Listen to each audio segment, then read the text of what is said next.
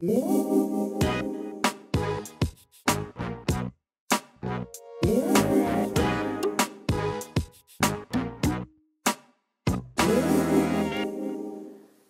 this is Food Offensive Weekly News for March 25th, 2013, and each week I bring you food safety news and food freedom news and current articles and news that are happening concerning our food supply, food freedom, what happens to the food before we even get it to the stores. I'm not talking about food safety and talking about people washing their hands or how it's prepared in the restaurant, but I'm talking about the food before it even comes to your plate or before it even gets to the restaurant's back door. And also whenever you buy food at the grocery store, how to look at labels, what's in those, what are all those little ingredients, the things you can't even pronounce, what are those things, and are they organic, are they genetically modified, what really are they? So this week, of course, if you've been watching recently, the last few weeks, we've had a lot of GMO debate going on, a lot of GMO news, and some battleground action taking place concerning genetically modified food labeling. And of course, this week there's another state that we had some news concerning the GM food bills and the labeling as far as that goes, and that's in Hawaii this week. This article from Food Safety News by Dan Flynn,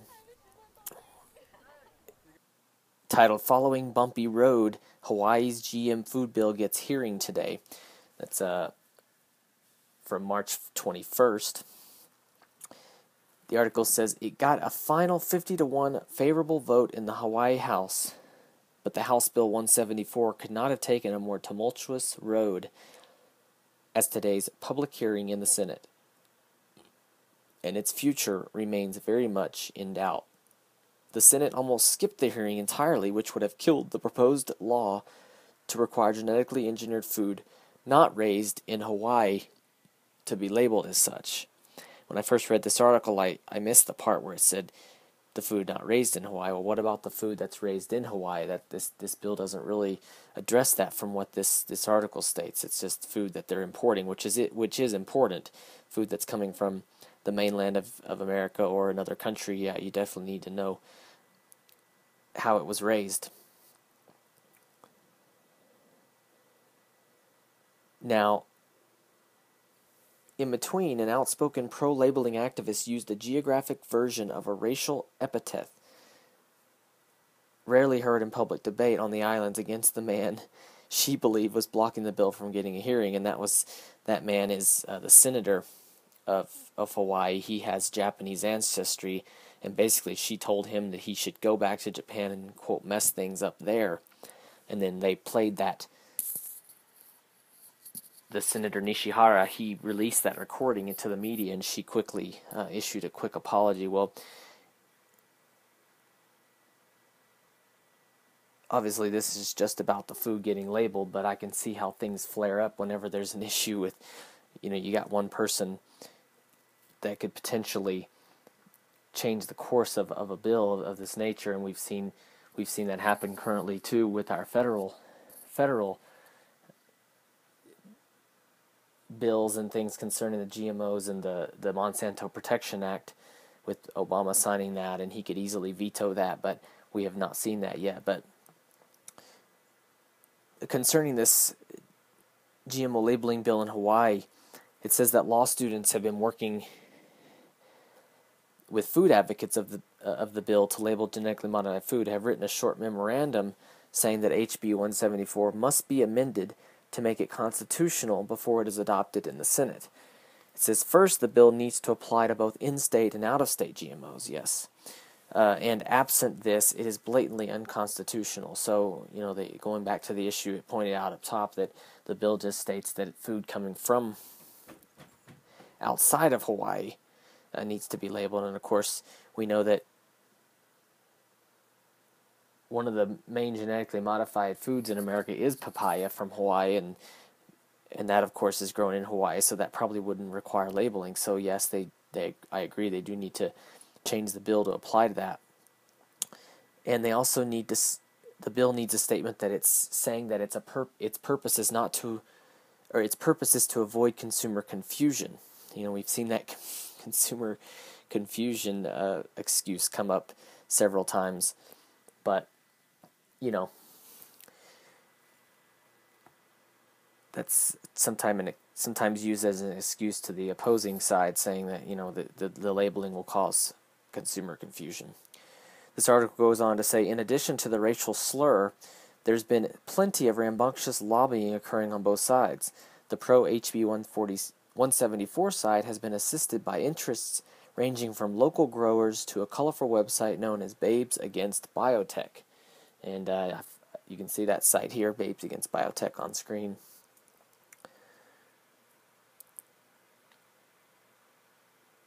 And then the article goes on to talk about what I hit on already, and that's the Hawaii's one of their best-known agricultural industries. The papaya crop was rescued by genetic engineering in the early 90s. So that's one product that they actually make there that if they change the bill to include both in-state and out-of-state GMO labeling, then they would need to label their own product that's grown there as well. And now moving right along to another form of GMO, and that is the issue of the genetically modified salmon debate that I've spoke about in the past, and we're coming up on about a month away from when the FDA is going to decide whether it's going to be allowed or not to be produced. And along with that, this week there was some good news come out, and another article here from Food Safety News covers the rejection of GMO salmon by some major grocery store chains, and that's a huge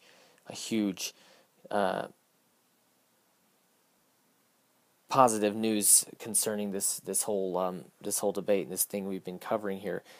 It says Whole Foods, Trader Joe's, Aldi say no to GMO salmon. This is by James Andrews from March 21st on Food Safety News. It says a collection of supermarket chains pledged on Wednesday not to sell a breed of salmon slated to become the first genetically engineered animal to reach store shelves. The companies, including Whole Foods, Trader Joe's, and Aldi, together comprise more than 2,000 retail store locations, and they make up a little more than 5% of the total number of supermarkets in the U.S. The announcement comes as the U.S. Food and Drug Administration winds down its final reviews of Aqua Advantage salmon, a breed of Atlantic salmon genetically modified to grow twice as fast as its natural counterparts. And I've covered that many times in other videos about how that's done and the types of fish that they've used and the process for that. But again, the FDA has extended the public comment period to April 26th, so we've got some time to hopefully change their minds on that and get the word out to others to get on board as well with fighting against it.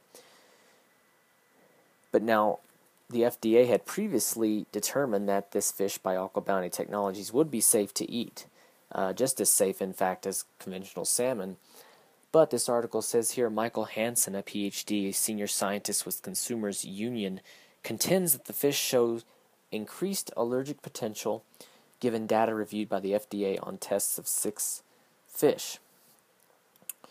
There's also other concerns that the GE salmon would outcompete wild varieties of its genes if they were ever to make it to open waters.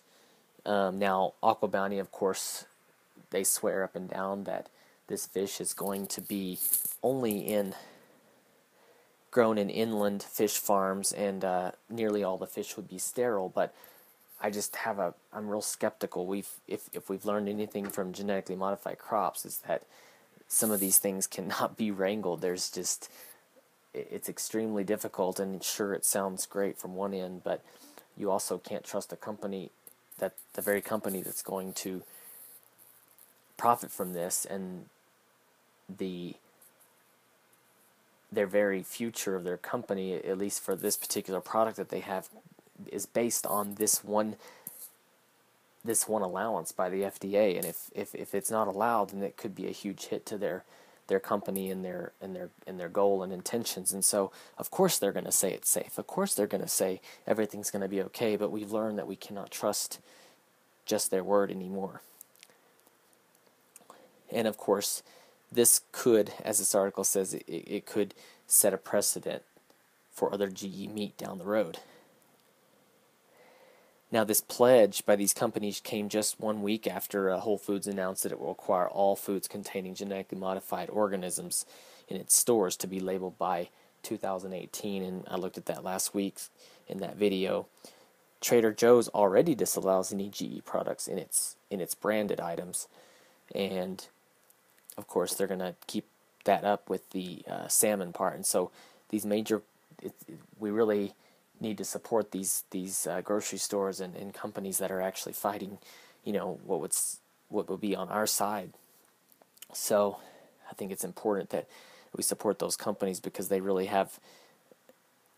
they make up enough market share to make up a difference in something. If they decide they're not going to buy it, then of course companies aren't going to make it if they don't see that there's going to be enough money made off of it. So there's a campaign for GE-free seafood, and they plan to recruit more grocery stores, including the bigger names, Walmart, Costco, and all those places like that. But that's that for GMO salmon. There was another article by The Guardian as well covering it, and many other sites picked it up as well. But I wanted to look here in about a minute more, look at an FAQ from that very company, the pledge for GE-free seafood. They put out an FAQ kind of concerning genetically engineered fish and what their concerns are and what they found in research concerning this particular species of salmon and what Aqua Bounty is trying to sell to us.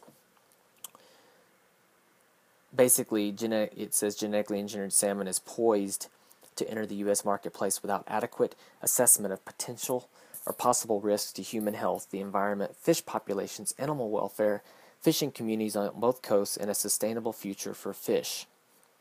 And they've done studies in coho salmon with an engineered growth hormone similar to that the Aqua Advantage salmon is going to be using. And they found that those salmon were more aggressive when they were searching for food, and in some instances they resorted to cannibalism. So also that aggressive behavior led to population crashes and the complete extinction of some of the wild salmon species that were in the study. And the research also shows that just 60 genetically engineered fish in a population of 60,000 fish could lead to the extinction of the wild population in less than 40 generations. And I've pointed that out before in similar terms, similar numbers. And they also found that Aqua Bounty's egg production facility, their salmon was found to be infected with salmon anemia in 2009, and the virus is extremely deadly to salmon and has decimated the Chilean and Scottish salmon farming industry. So, unfortunately, the FDA in the past has decided that these fish are safe, but other studies, and they've also they've decided it's safe based solely on the data provided by Aqua Bounty. So that's an issue. We need to get some independent studies going for this. But they say also 40% higher levels of the hormone called IGF-1. It may increase risk of certain cancers, and there's also an allergy risk based on these genetically engineered fish. And of course, many people eat salmon because of its health benefits. There's been many studies showing that it increases it actually decreases your likelihood of getting Alzheimer's later in life. It's the omega-3s are huge for our health, and they contain high numbers of omega-3s and other firm fatty flesh fish like salmon. But the genetically engineered salmon have been found to have a lower omega-3 to omega-6 fatty acid ratio, and 15% less conventionally farmed salmon, and 65% less than wild salmon. So this is a major issue, and you can say, well, we're just going to eat wild salmon. I don't care what happens with the Aqua Bounty salmon. I'm just not going to order farmed. I'm going to make sure the fish that I buy in the grocery store and And in my local butcher shop or in my local grocery store or in restaurants, I'll just ask and make sure that it's not farmed raised. I'll just avoid all farmed raised. Well, if you only go for wild salmon, yeah, that's great. But what happens when these fish get out and we don't know whether they're infecting other fish in the wild, in the wild realm? So it's going to be like genetically modified foods. Like I said earlier, you're not going to be able to know whether they have been tainted with genetically modified variants or not. So it's very dangerous. And in addition to that, the FDA has stated that they will likely not require genetically engineered salmon to be labeled. So sure, like I said, you can avoid the farm raised stuff if in fact this product is allowed to go to market. But how do we know that these fish did not get out, whether by sabotage or somehow made it out? We don't know. We really don't know, and this is a huge risk that we're taking, and we would be taking if we allow this to happen. So we can take action. GEFreeSeafood.org has great information on that, and also the FDA comment open. Food Democracy Now, I believe, has some information on how to get a letter out to them, so we'll be doing that too as well, so and I encourage you to do that. And now to my final segment this week, and really the top story. It's concerning our, of course, food labeling and what has been coined as the Monsanto Protection Act. And there was an article I really liked from Washington's blog. I really been watching that a lot, and this is that article here. It was published on March 20th, and basically the title is, "We have 1 week or less to stop genetically engineered foods and destruction of the separation of powers." And I will give you a spoiler alert here. Obviously, if you're watching this video now, you'll already know that Obama has signed it into action, and now we have a chance to veto it. But I still want to cover this article. There's some great artwork here. It actually uses fish as the as the model there. We were talking about the GE salmon, so it kind of fits. But I basically wanted to cover his article here. He does a lot of political stuff and some very good information, and the articles are very detailed, lots of links, lots of sources. So I really like his site, and I always just cover mostly the food stuff from his site. But this is covering the genetically modified foods issue and the labeling issue. But more than that, this isn't really the labeling part of it. This is the Monsanto Protection Act, and I want to lay out kind of what it is, because this really covers it, and there's another article or two that I will cover talking about what it is and why it's really dangerous. And going forward, we're going to look at it as well as things progress over the next weeks and months and years.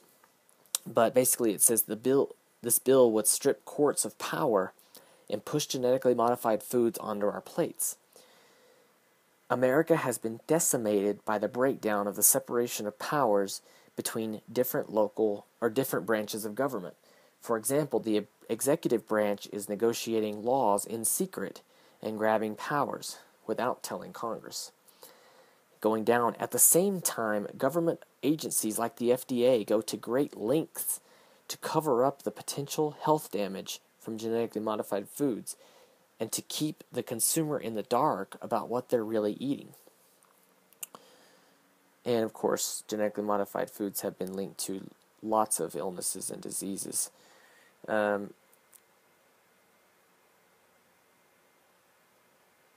So, this is called the, quote, Monsanto rider, which is Section 735 in the bill, uses, quote, farm-friendly happy talk, but is an iron-fisted ploy to allow GMO crops to be planted even if a court has ruled that planting them is illegal. And the Monsanto rider would strip the courts of power and would allow GMO crops to be planted and put in our food, no matter what a judge has ruled. And the Weston A. Price Foundation notes on this: if a GMO crop approval was shown to violate the law and require further analysis of its harmful impacts, as several courts have done in recent years, this provision would override any court-mandated caution and allow continued planting and commercialization while further review takes place. So it wouldn't stop. There wouldn't be a moratorium on these crops. They would just continue, and it would really give Monsanto carte blanche to this. And it's extremely dangerous what has been done here, and it's been done covertly in a way. Now, moving on to that other article here, it is from Cornucopia Institute. It basically continues with the idea that there's a pro-GMO rider in this spending bill. The U.S. Senate approved spending bill with a pro-GMO rider. And from March 21st, the Cornucopia Institute, it says, in essence, Congress has now usurped the power of the judiciary. It does not matter if the approvals of GMOs by regulators are done legally. The courts have been neutered. If you look up the word fascism, you won't find the word Monsanto, but it will be clear that when politicians from both political parties sell out the interests of the citizenry in deference to powerful corporations that dominate the electoral process. The word fits pretty well. Mark A. Castile said that. Now, Sustainable Food News is reporting on this, is included in this Cornucopia article, and it says a 6-month continuing resolution budget bill that included a rider that would allow the planting of genetically engineered crops even when a court of law has found they were approved illegal. Basically, a legislative tactic to pass a controversial provision that would not pass as its own bill, which detractors say essentially gives a blank check to biotech giant Monsanto Company and other corporations to plant illegal GE crops. And the Senator, Chairwoman Barbara Mikulski, a Democrat from Maryland, she added this rider, and we see later that this was done in backroom deals with Monsanto and writing this rider. Of course, it gives them almost full immunity to do whatever they want, and it's extremely dangerous and extremely concerning. Senator John Tester, a Democrat from Montana, there was 2 amendments offered, and they were not considered. He was not considered 2 amendments. They were not allowed to consider the 2 amendments offered by him. He observed that these policy riders were worth millions of dollars to these companies, and so he's also an organic farmer, so he understands the issue concerning, obviously he has a stake in this, but at the same time he grows organic, I'm assuming, because he knows how dangerous the alternative is. And it says Mikulski and the Senate Appropriations Committee also did not bring the rider in front of the Agriculture or Judiciary Committees, disregarding their expertise and jurisdiction. Of course, if she would have brought them in front of them, they probably would have said no. So it says, in this hidden backroom deal, Senator Mikulski turned her back on consumer, environmental, and farmer protection in favor of corporate welfare for biotech companies such as Monsanto, said Andrew Kimbrell, executive director of the Center for Food Safety. This abuse of power is not the kind of leadership the public has come to expect from Senator Mikulski or the Democrat majority in the Senate. So maybe this is kind of uncharacteristic of her, but regardless, this is what she's decided to do, and I want to know how much money they paid her to do this, because obviously she was misled one way or another, or was given a good amount of money to do this, to basically sell us out. And I would urge anyone to go to, and everyone to go to Food Democracy Now and basically work to get this Monsanto Protection Act vetoed. We could tell the president to do that, and I couldn't even get my videos out quick enough to tell people about the bill that was about to be signed, much less tell them that it's been signed. So, of course, falling behind has its consequences, but there's still a chance for us to veto this. And I looked at last week in my video the woman that was I believe from the Organic Consumers Association. She was arrested out front of the White House with a group of people that, of course, they want to get the petitions to somebody in the White House, and no one was willing to come out and take them, despite this clip here. I'm going to air quickly of Barack Obama in his campaign and before his first term as president, promising to label GMOs. Here's that clip right now. Here's what I'll do as president. I'll immediately implement country of origin labeling because Americans should know where their food comes from. We'll let folks know whether their food has been genetically modified because Americans should know what they're buying. Now, what is this, 5-6 years ago that he promised this, and here we are now signing this over, and some people argue, oh, well, he didn't know what he was signing, or he doesn't understand. Of course, these bills are long, they're huge. But this is your job. This is your job to make sure you read these things and know what's in them. Pay people to read them if you have to, but I would say that he knows exactly what's in them, and if he doesn't, then this is his chance to listen to the majority and veto this, change it. This is the opportunity. I mean, he uses his executive power to declare wars. This is a Nobel Peace Prize winner who has killed and started more wars than the previous administrations, and so, of course, this is a problem, and now he's allowing it to happen to our food. So, not to put it all on him, but at the same time, he has the power to do this. If he can use his executive power and he can use his persuasion to declare war on other countries and kill innocent people, then it has the opportunity to stop the war that has been declared on America by Monsanto. So, visit Food Democracy Now and look at their letter that you can send to your president, representative, senator, etc., to show them that this isn't just a farmer-friendly package. This has some things hidden in there that would definitely deem dangerous and illegal. So with that, I'm going to end this week. Remember to take action. Remember to start by just knowing what you eat yourself, what you're feeding others that you're feeding and your family, and read what's on the label, know what's in your food, know where it starts. And until next time, thank you for joining me.